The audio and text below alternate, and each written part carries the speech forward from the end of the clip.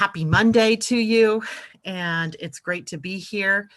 Grab your cup of coffee or your tea, sit back, and let's chat about what is going on in the stars above, in the sky above us for the week beginning today. Actually, we're going to look a little bit backwards toward the weekend for just a bleep of a minute, and then we'll move forward through the rest of the week through Sunday the 19th. And here we are right in the smack dab in the middle of July, if you can believe that. It's amazing to me how quickly time flies. And I hope everybody had a wonderful weekend. It was an interesting weekend, and that's why I say we're going to take a little bit of a trip back because I want to know how everybody did with Chiron on Saturday changing direction to retrograde, and the planet Mercury, who's been in retrograde, turning to direct. We call it stationing direct. But a station doesn't mean that all of a sudden a planet that's been, from our perspective here on Earth, moving backwards suddenly swishes and moves forward. It kind of hangs there in the balance for a bit. And it's that hanging in the balance that sometimes gives us this long-lasting feeling, an opportunity even to look backwards and then to look forward. It's sort of that perch, if you will, right between the times, right between the past and the future, the ever present moment, right? The now moment. And so take your chances this week by looking backwards and seeing what kind of lessons did you learn during the time Mercury was in retrograde. You could go back even toward the beginning of its retrograde cycle, where in early June it entered into the shadow zone. And the shadow then will last for us now until about August, I think it's July 27th or 28th. So we have this extended period of time through which we can take a look at all of the things that have happened to us during this Mercury retrograde, related to our minds, related to our communication, related to even transportation, which is a very Mercury sort of thing, but as it related to nurturing and home and family and creating a stable future or a stable foundation for your future. So if we look at all of those different things, we can just get perspective on what it was that we learned, what it was that we found out about ourselves, perhaps, things that we discovered, right? And maybe they're not always the positive things that we discover about ourselves, but we have this opportunity to really evaluate where we've been and where do we want to go from here. Now, as well, Chiron moving into retrograde on Saturday may have triggered the wound. Funny enough, I discovered that same thing happened to me on Saturday as I picked up my phone in the morning to start looking at messages or, any kind of news. And there was comments coming from someone who really triggered me. And I had to do exactly what I tell you guys always to do, which is to stop before I knee jerk and react to the wound, to the pain, and breathe. Right? Take your time. Consider, what does this mean? What does this remind you of? What is the wound that's being triggered? And then I could answer from a place of a higher place, let's say. And I don't mean that in a hierarchical sort of way. I mean from a place of heart, from a place of oneness, from a place where I can recognize the other person and their wounds, perhaps, before I, sliced and diced them with my words. So that was interesting because I actually felt like I had been sliced and diced with this person's words. And of course, no one can ever harm you with their words. That's only, in our minds. And what we, no one can harm you with their words if you don't hold some kind of energy on what it is that they're saying within you, like maybe some little niggling fear that what they're saying is true, or some little niggling fear that you are lacking in some way. So Chiron's such an interesting planet. And as we move into the week ahead, we'll see that Mars and Chiron will come into a conjunction. It'll actually be Chiron moving backwards into a conjunction with Mars moving forward, Chiron now moving backwards. So they're coming together like so. And it will be a time for us to really have the courage to face those inner demons or those wounds, those places within us that have been hurt or that can get easily triggered by someone's comments or something that happens in the outer world that triggers a fear, a scarcity, perhaps a lack that you feel within you. So it'll be our time to address problems that come up, right? Not to hide them or shove them under the rug. It's not a time for that. It's a time to address those problems. And the problems that we have may be around several key areas. One, depending on where your natal Chiron is, right? That could be the inner wound. But Chiron transiting through Aries may be triggering wounds about our independence or about being able to do what we love, to stand on our own 2 feet and stand our ground with our own convictions, right? The courage of one's convictions, with confidence, with self-assurance, with calmness, right? Mars and Aries right now is not particularly calm, so we're struggling within us for that confrontational energy between, Mars, confrontation, conflict, and wanting action. And then also Chiron, that's digging into the wound area. So this is a time for healing of those old wounds as they're triggered, right? Don't wait until you get back to Chiron moving forward in December to address the wounds. Address them as they come up, right? So looking at them, taking decisive action on what you're going to do with that wound. Am I going to let it heal? Am I going to just recognize it, value it as a part of my experience? Or am I going to continue to struggle with it over time? So we have that going on. That's actually kind of bridging from today into tomorrow. So depending on your time zone, it could be happening like on the West Coast here today. And for those of you on the East Coast and beyond, it will be more tomorrow morning, very early. That doesn't mean it won't happen today, tomorrow, or the next day. Remember, transits build, and then they have their exact, and then they wane. So we have a series of days in which these things may come up for us.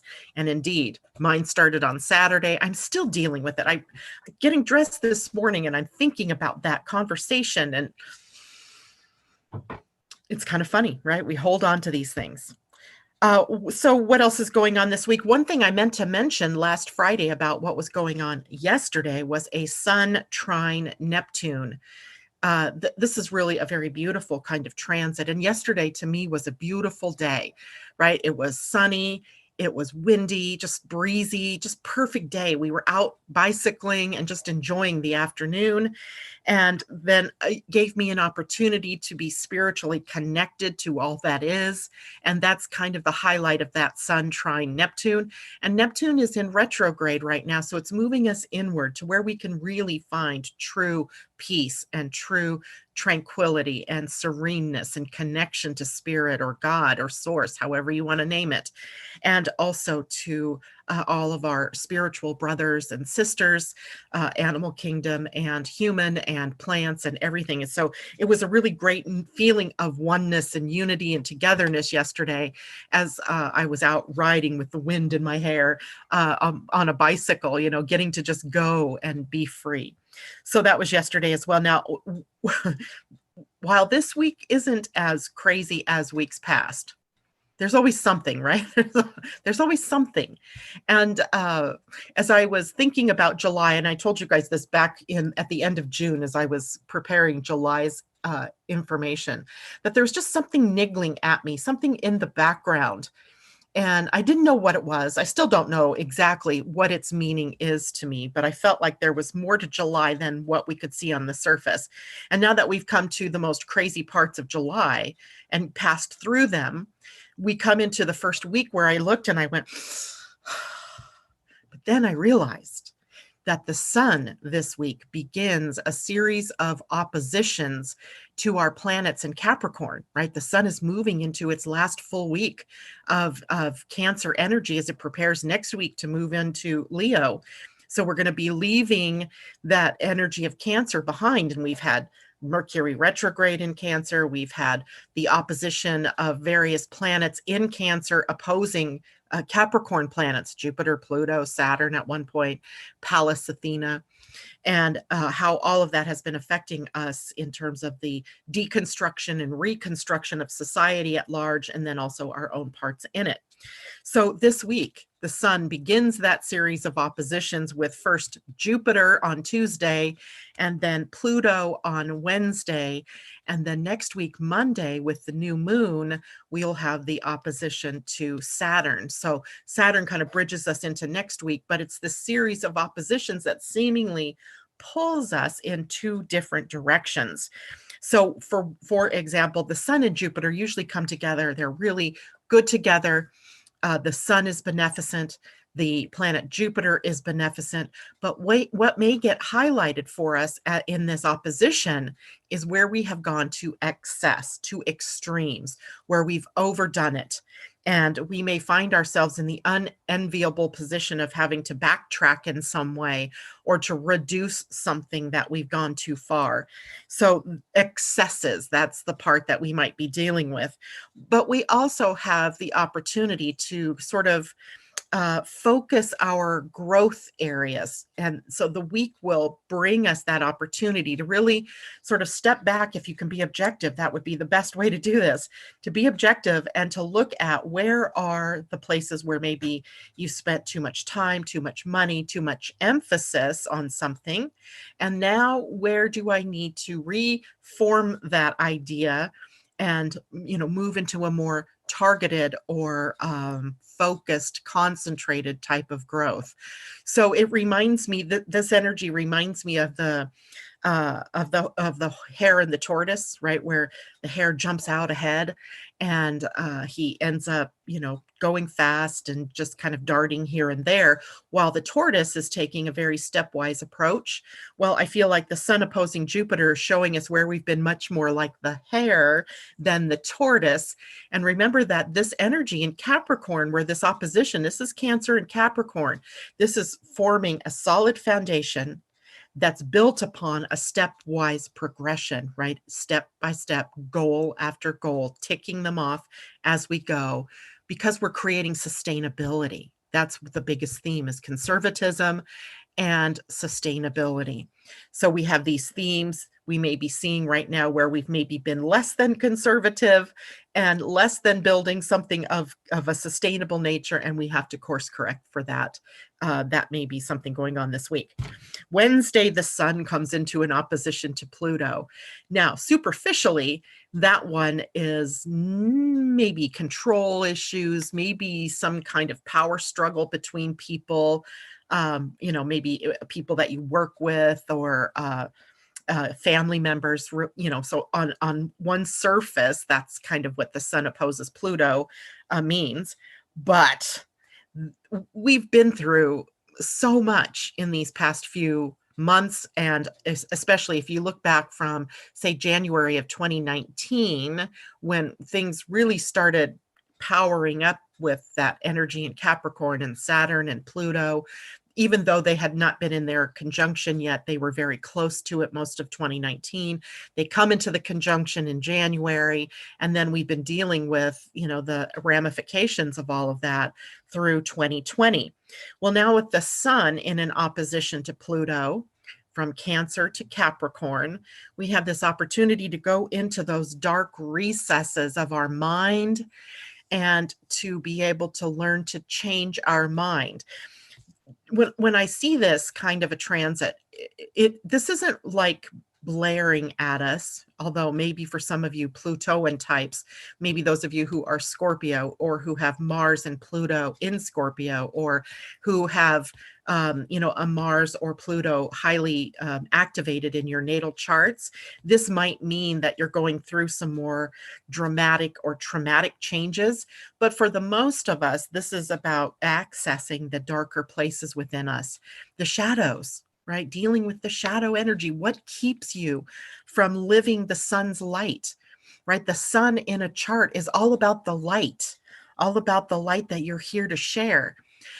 Pluto, or Hades, takes us down into the underworld, takes us into the unconscious mind or the subconscious mind, where patterns lay there, that can, be helpful, but also can be the things that are holding us back.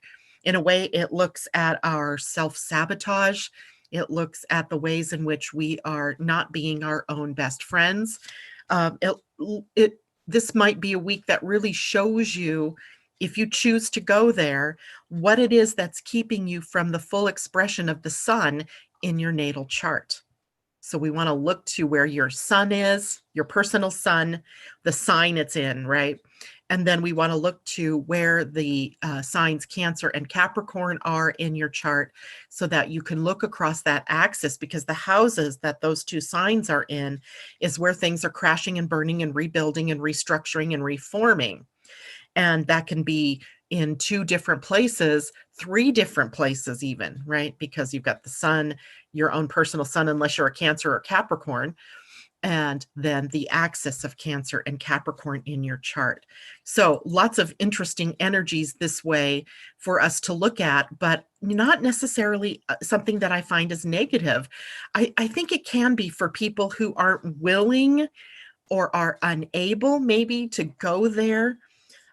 But be willing to go there. Be willing to look in those dark places to see where it is you're holding on to the old, and where it is that the dark is pulling you to come into the light, and where is it that the light is pulling from the dark. And that can be very helpful. So I'm going to switch over here to YouTube and say good morning to everybody. Good morning, Kimberly and Amy. Joshua, great to see you. Tati, Mimi, good morning. And Amy sending us flowers. Thank you very much, Amy. This is the same lipstick I pretty much wear every day. It's my favorite one. Good morning, Debbie Tibbetts Tumiel. Kimberly says, I felt okay with Chiron retrograde, but I think that's because I have it retrograde natally. And a lot of us do, right? Because he spends 5 months of the year in retrograde. So, there's a good percentage of chance that you might have that retrograde. Allison, good morning to you. Joshua, I just slept through Saturday pretty much. You must have needed the rest. Got donuts. Yay. Linda Marie, good morning. I thought it was safe because Mercury went direct. And yesterday I hit my side mirror right off of my car. Also, 2 parking tickets during this retrograde. Is this happening in your 3rd house? I mean, is it happening in a place where you have a lot of planets? Because that's amazing. But Linda, during this retrograde, I also had a car breakdown, forcing us to go and buy another car. And then we took the car that broke down in to just say, okay, hey, we thought it was so major, what's going wrong here? And then it turns out that not only did a squirrel eat the wire harness and totally take out the electrical system, which was, able to be fixed. And then there was a little bit of a transmission issue. They all got fixed. And now we find ourselves with 2 cars. So Mercury acted in my own chart also with transportation issues. So hard to say, what it is that sometimes brings that up. I know people often have breakdowns in their home appliances, breakdowns with their cars, or issues around contracts and things like that during Mercury retrograde. So it's never surprising that those things happen. But I'm sorry that you've had that experience. It's not fun. Good morning, Kamal and JLo. And someone has been starting with me. I came in seconds late and no, it's speaking to me. Someone has been starting with me. I don't know what they want. Good morning. Oh, I don't know what that's all about. That sounds interesting, intriguing. Destiny, good morning. And JLo, I just bought a Pachira aquatica. I swear it was calling me. I'm not sure what that is. You'll have to tell me, because I love the name. Joshua says, I have had this feeling too, like something big is going to happen, but the anticipation just keeps building. JLo, 1111 in New York. Joshua and JLo, both of you seemed, I have been seeing 111, 1111, 222, 333, 444, and it just keeps happening without me even like consciously checking my clock or anything like that. It just happens. And and in different ways. It could be license plates I see. It could be, something I'm reading and I happen to glance at the clock on my Kindle and it's 11:11. It's just so weird. But that usually tells me that there's something going on and I just don't know what it is yet. And so I'm just going to hold space for love, for peace, for prosperity. I'm just going to hold all of that energy and I'm just going to give it and receive it and give it and receive it. Because I feel like whatever it is that's happening or will happen is totally out of my control. that's I think where we get our ill at ease feeling, is that we feel like, first, we don't know when, we don't know what, and we don't feel like it's in our control, right? And that sometimes is probably the hardest part of the whole thing, is that we don't feel like we have any say in what's about to happen. So uh Joshua, Sun conjunct Mars for me. Ooh, and that's interesting too, Joshua, because I have my, what is it, progressed Sun conjunct Mars, and my solar arc Sun conjunct Mars. So maybe that's, part of that feeling too. And Joshua says Pluto Mars opposition, though. Ooh, power, power, power, and more power, and struggling to move the light. I think for you, Joshua, it sounds to me, without knowing your actual chart, that you are tasked with embodying more of the light in this lifetime. And that might mean opening yourself up to some very powerful changes, some very powerful transformational energy in this lifetime. So I don't know about your chart, but that's what it looks like it might be. Asa, good morning. And Jennifer Peachy, good morning. And Destiny says, you're Cancer rising, right? Yes, I am, Destiny. Any aspect of opposition makes sense considering the sixth house being about any daily routine, i.e. karmic. Oh yeah, thank you. I would never have thought of it that way, Destiny, but thank you. Amy, yes, Josh, I have been feeling that way for months, honestly. Josh and Amy, me too. Allison says, I think we're all feeling it, right? J-Lo says, it's a mini tree. Oh, supposed to be money tree. Oh, yeah, that sounds like fun. And Joshua says, you'll know soon. I booked a reading. Oh, cool. And Destiny. Okay, so love chatting with all of you. And by the way, this is Monday, which means that this is broadcasting to Oneness Talk Radio on their Facebook page and also through their broadcast system. So I want to welcome any new subscribers and new people to the show who are not used to what we do here. And because it's Monday, what we do is we take a look out through the week and what we might expect, kind of taking a wider look at the themes, and then coming in closer as each day comes up.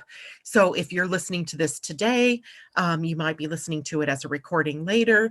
You can also go to my YouTube channel, Living Astrology, and Tuesday through Friday, I'm also on talking about these things in more detail as they come up on a day-to-day basis. Okay, so what else is going on this week? I will come back and go through some of the other comments.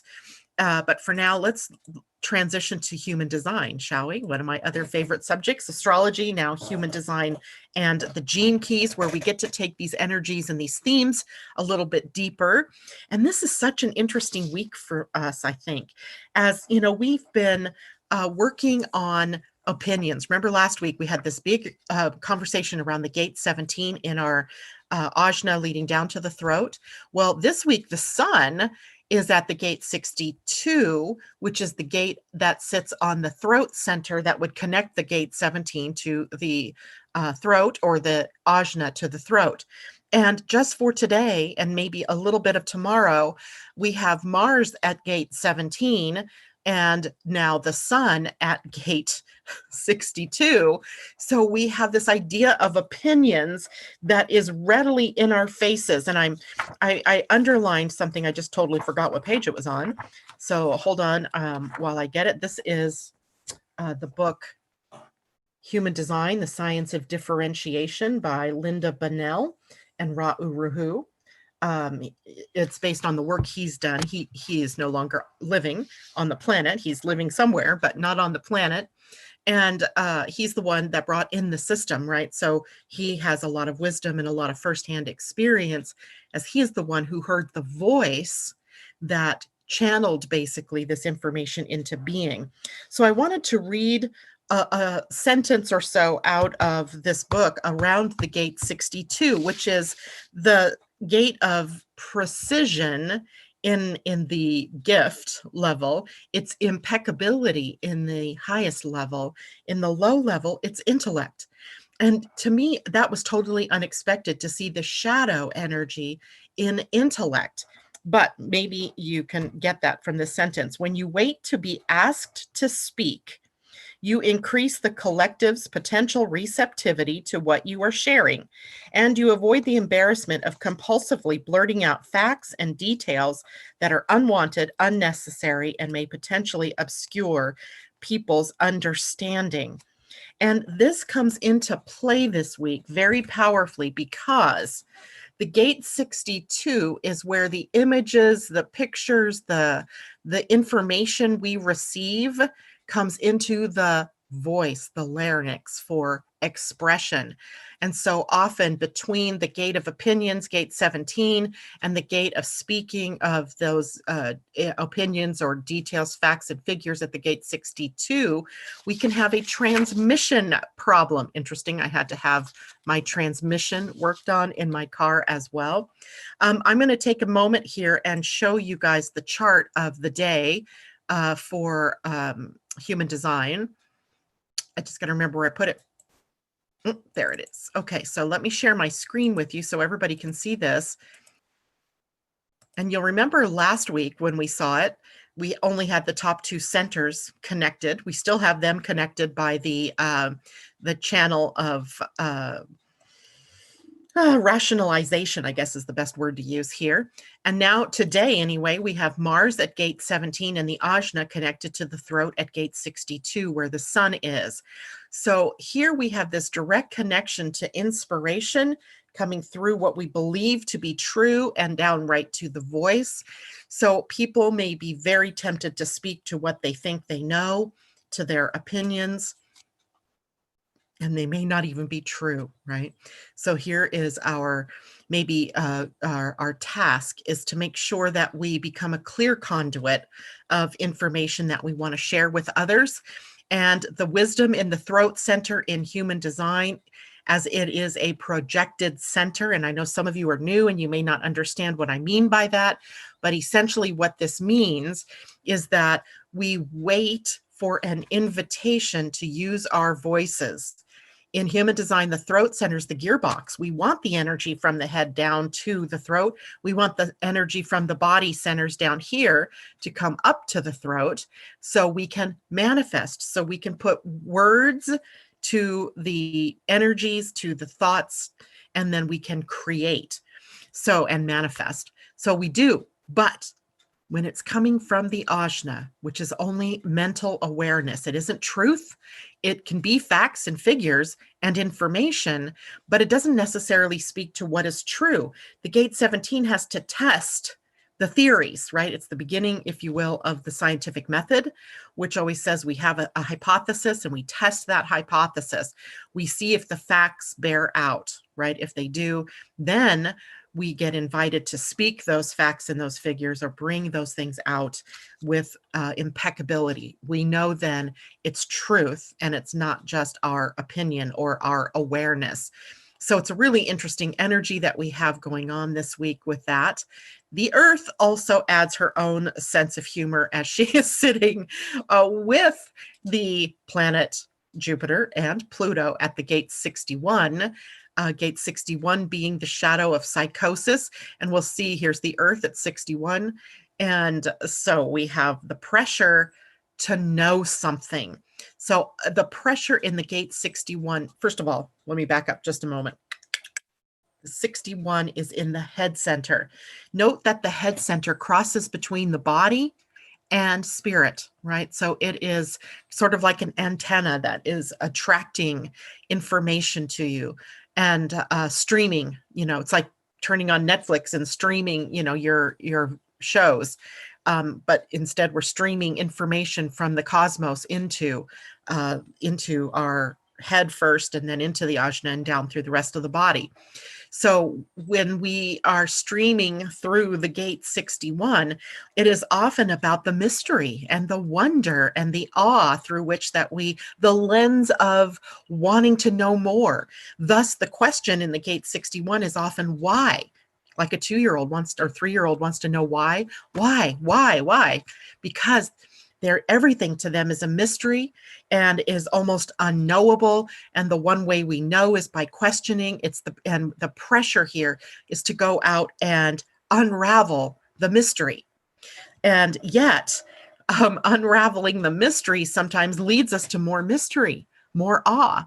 And so we have to be careful that we are aware of the awe and the wonderment and the magic of the world, and to not dampen that by the facts, right? This is where science and spirituality clash. It's like the interface between the two, and that interface between the two often kills one or the other. All right, that's what science has always been, sort of in this way of proving what's true and what's not. Spirituality or God or anything to do with source is sort of that unknowable, unprovable, untestable. And so they seem mutually exclusive, but they're not. They're both engaged in the mystery, right? The mystery. So enjoy the mystery this week, right? The earth is telling us, enjoy the mystery. There are some things that are just unknowable, like what the rest of the energy for the month of July might bring us, why we feel this pressure inside of something that, is maybe going to explode outward. And I'm not saying that. Maybe it's something awesome and wonderful too. But it prompts us to see life in a new way, to live life in a new way. So this week is really a lot of energy devoted to undoing the mind, or at least in not maybe undoing it, just to recognize where its true power lies. The mind's power is not in making decisions. Its power is in awareness of possibilities, of all that is out there and available to us. And your filter, the way you look at the world, is partly responsible for what you bring in through the filter, right? So this is also playing into this idea of duality on the planet and the various divisions and polarities that we experience right now, because in that energy of the mind and its awareness and the filters that it comes through is a sort of individual way of looking at the world. And that individual looking at the world is seeing it through their own lenses, not someone else's. And it makes it very hard sometimes for us to embrace everybody's different viewpoints, because we're so identified with what we see, with what we believe, with what we feel is correct. So this week really tasks us with becoming more open-minded, even though by definition, this is a very sure way of looking at the world, right? A very sure way of being and seeing the way things are happening. And I think it's the gate 17 rules the right eye. So we have this opportunity maybe to see things through a different lens. So that we'll talk about more as we go through the week as well. The Earth at the gate 61, remember the shadow is psychosis, and Jupiter and Pluto are also sitting there. So we see these psychotic tendencies, these where we are out of our minds. Or maybe we're too much in our minds, and we are working through that on the planet, through our relationships, through what we say. And remember our destinies. The old is sitting at the gate 10, and this is using words as verbal gunslingers, or slicing and dicing with words. The new is going here. The North Node is pushing us to the gate 15, which is the love of humanity, right? The love of humanity, and trying to stay away from those extreme ends and coming into the middle where all there is love, right? Love energy. So interesting that that's happening. Mercury still at the gate 52 this week. 52 is right here on the root center, the pulse to stillness. And that might mean Mercury ruling the mind, bringing your mind to stillness. And we may have to provoke that within ourselves. We may have to engage in meditation or yoga or other disciplines that bring us to that more contemplative stillness of mind. Now, Venus and Mars this week, later, tomorrow, actually. Both Venus and Mars change gates. Venus right now is sitting at the gate 16, which is up here, but she's going to move over here to the gate 35 of embracing new values. And those values will be about the multiplicity of things that are out there in the world, right? It's boundlessness, it's adventure, it's hunger in the shadow. So what are we filling the void with? That will be a part of our contemplation as the week goes on. And Mars, as I talked about on Friday, moves into the gate 21, which will be the gate of control. And we deal with being the victim of controllers or the controllers victimizing the people or others in the world. Could be an interesting week with Mars. Okay, so I'm going to stop sharing that screen, go back over here, see how everybody's doing with that. J-Lo, oh my God, I had issues with my right eye before. My right eye is my weakest eye, amazingly enough. And Oshish, Saturn is sitting there in the 5th line. So I think people are recognizing now you're learning more about yourself. By the way, for those of you who are joining us from Oneness Talk Radio, you can go to my website at www.living-astrology.com and ask for, request your free human design chart. It comes with a report. And you can also request your free astrology chart. And you want to have those when you come here to the shows in the morning, because we talk about so many things and I try to relate them to you personally. And that can only happen if you have your own chart in front of you and you can find where those things are in your chart. And I know a lot of this is new to some of you out there. Maybe you've never heard about human design before. So it's best if you have your own chart and your own explanation of what you have as your template so that you understand how to apply these different things, transits as they happen in a chart. Because transits also happen in astrology, and we talk about that a lot, but human design transits are also very powerful, and they tend to bring out energy fields within us that we can work with. Okay, now let's talk about what's going on. So basically that was the week, right? We're looking at a week where the mind is very highly activated and we've got to do sort of a mind dump. Got to let go of some old stuff. And then we have the sun in opposition to Jupiter and Pluto, empowering us to release that those inner demons, if you will, or to at least come to peace with them, but also to look at what direction we plan on growing. So that looks like our week. Let's bring it into the day today. Where is our moon, right? The moon's transits sort of broadcast to us the subtle emotional energy of the day. And the moon, as we know, moves. It's very quick, and we end up moving through various undercurrents throughout even one day.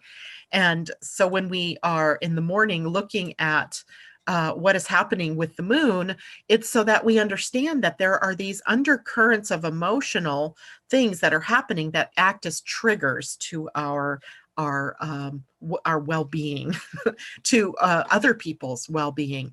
And when we're going through a day and we're questioning, like, what is wrong with that person or what is going on with that person, then we have, a reason why that might be happening, or at least a heads up about what that's about, so that we can manage it within ourselves, right? Well, today we still have the moon in Aries. She will be in Aries until 10:34 a.m. West Coast time.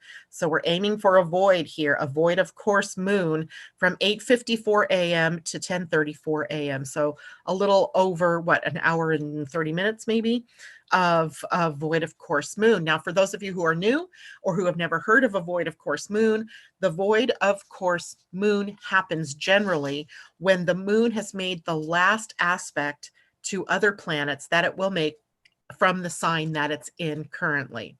And it changes the energy of the moon for the time that it's in that void.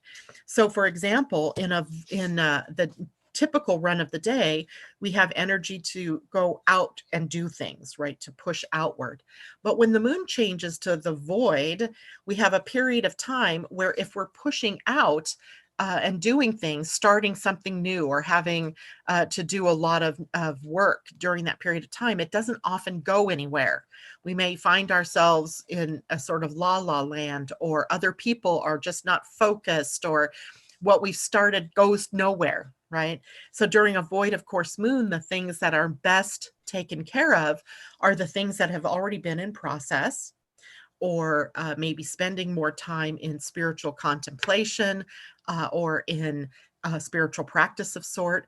Often during a void of course moon, what I do is I go for a walk, or I go do something that is not related to any of my work. Because if I sit down here at my desk and I sit to start something new, then likely it doesn't go very far. And we want to avoid that because we have these breathing in and breathing out moments with the moon. The breathing out is when she is not in the void. In the void, we're going inward. We're going into the womb. We're going into the quietness. We're going into the in-breath where everything is slowed down. So that's what we have for a couple of hours today. A couple of weeks ago, we had a very long void moon, right, where it was like a day and a half. We don't have that this time, just a couple of hours of that downtime, if you will. Now, today, after the void, the moon will move into the sign of Taurus, and it changes up the energy. The moon in Aries has been a bit confrontational, right? If there's just been these little jabs and this very high energy, and we're very inclined to believe our own emotional field, right? Our own upsets and our own anger. Well, when the moon moves to Taurus, she takes on a completely different feel. It slows the energy down. It becomes more subtle, more laid back. And we'll talk about what all that means with Taurus here in just a minute. But we've also have the transits of the moon to other planets. And today, before the void, so right now, we're in the midst of a square to Saturn. And that means the last transit or the last aspect the moon will make before going into the void is that square to Saturn. So the moon in Saturn, or the moon in a square to Saturn, may make us more contemplative. It may make us feel a little bit more lethargic or down, more inward focused, more introspective. So maybe we can take this hour and a half or so this morning to get some clarity around things that have triggered us, or to get an idea of what it was that the inner conflict or the outer confrontation was during the moon's transit through Aries over the weekend, to gain some clarity before the moon moves on into Taurus, where then she will come into a sextile to Mercury in Cancer, Mercury direct now in Cancer. And that might give us some, new pathways of thought, right? New little wormholes, if you will, where we can make different connections and change our minds in some way to become, more open-minded, perhaps. So moon in Taurus, what does it represent? Well, wealth and resources are all a part of the Taurus experience. Taurus is ruled by the planet Venus, which represents our values, represents our money, represents our possessions and our relationships to our possessions, to what we own, to the things that we really connect with. And also the relationship to ourself, to our own beingness. So we have the idea of income and possessions, and how is all of that being affected? And then we have valuing the self. Do we have strong boundaries? Do we know who we are? Does that stand the test of our interactions with everybody on a daily basis?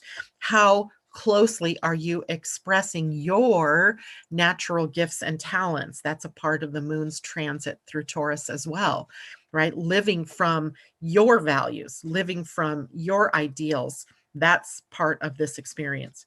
Now, of course, Taurus is also very sensual.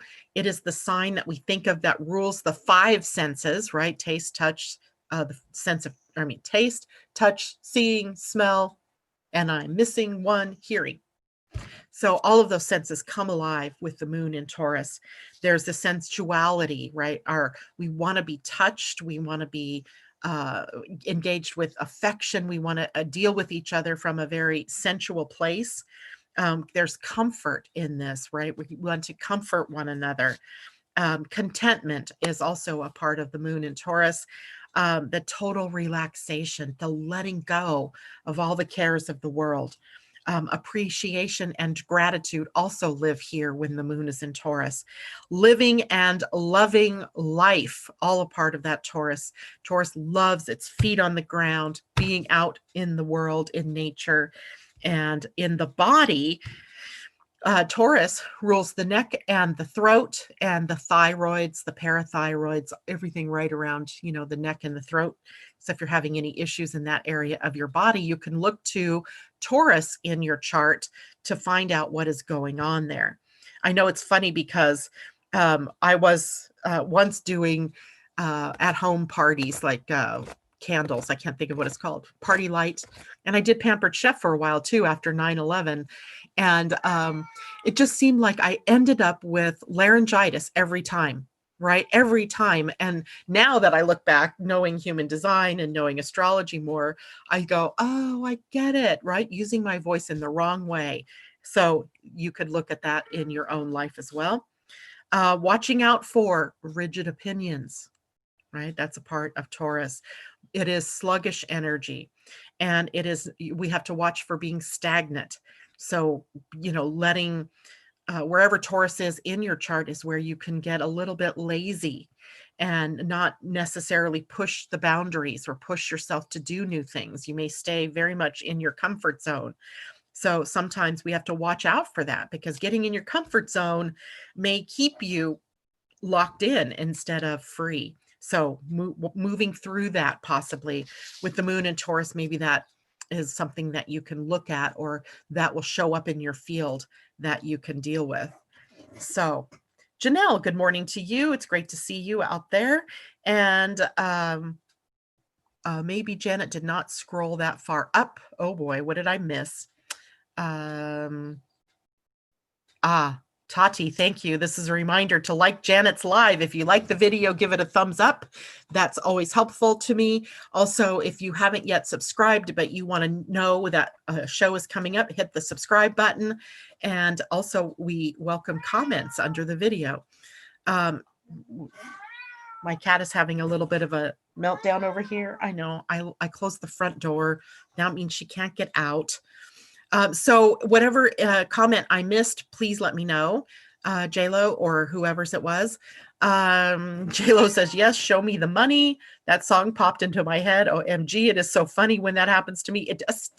That's something we have alike, because it always happens to me too, where I'll say something and the song pops in.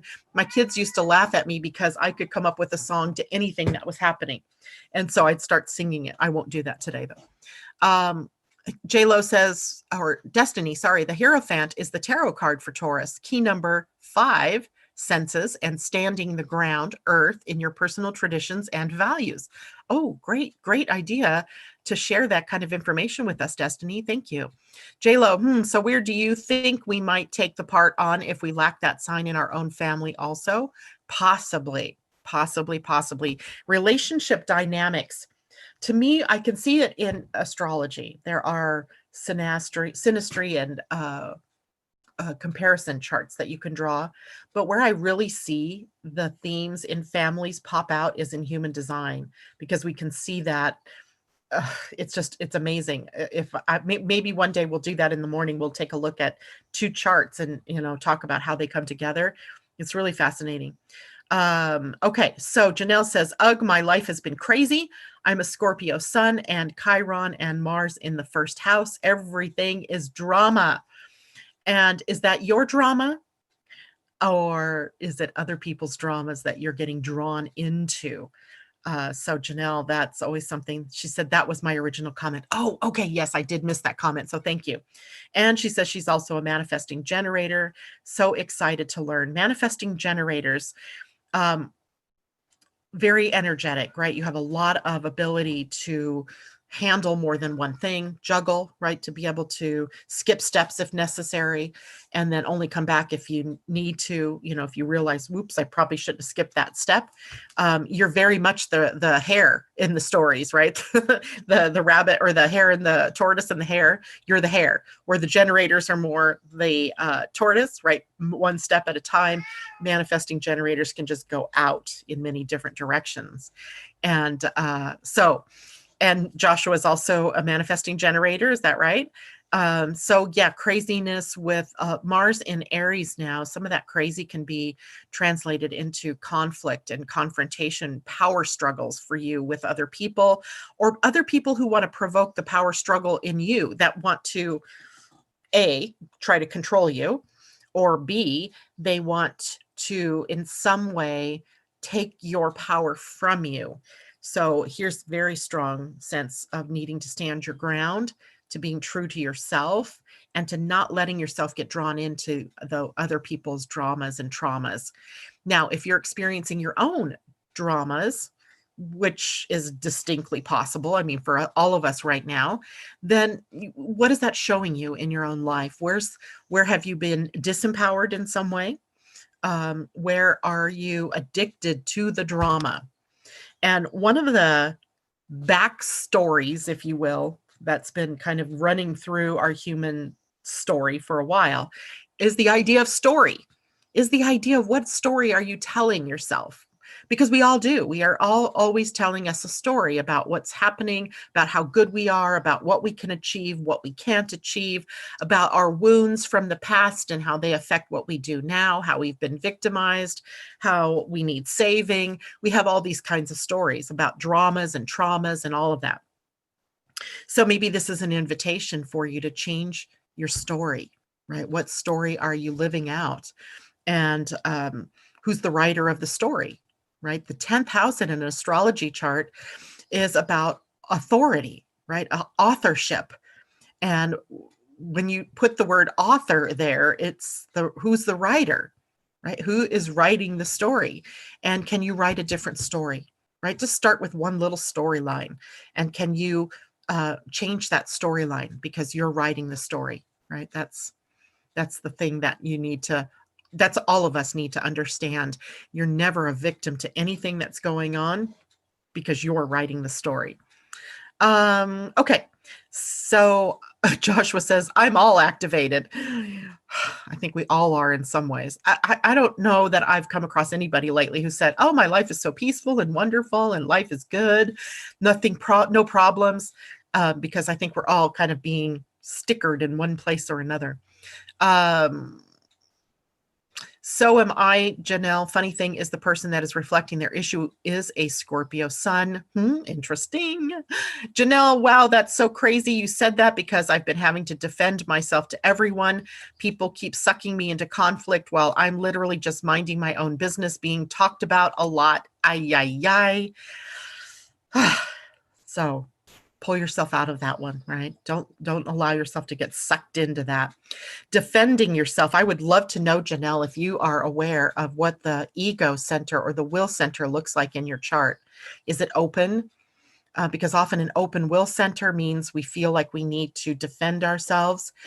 And if it's red, there's just so many things it could be. Red would mean that you're broadcasting that will and that endurance, and other people pick it up and they magnify that or amplify it, and then they rebroadcast it. So it can be magnified in other people around you because only 1/8 of the population has that center defined.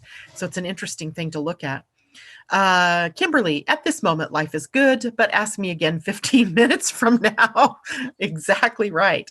And Destiny, Kim, I second that notion, and that's pretty funny because that's so true, right? It's like what we say about the weather here in Washington. Wait 5 minutes and it'll change because that's just the way of life, right? Change is the way of life. All right. One last thing before I have to sign off here this morning.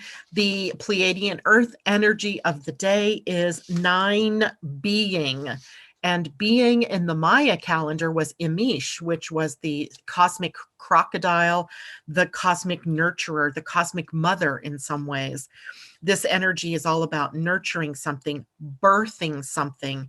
And what does all of that mean? And then the 9, the day, the universal energy of the day is all about harmonizing the different ideas, the different activities, the different things that the different ideas or inspiration that's coming in from source energy.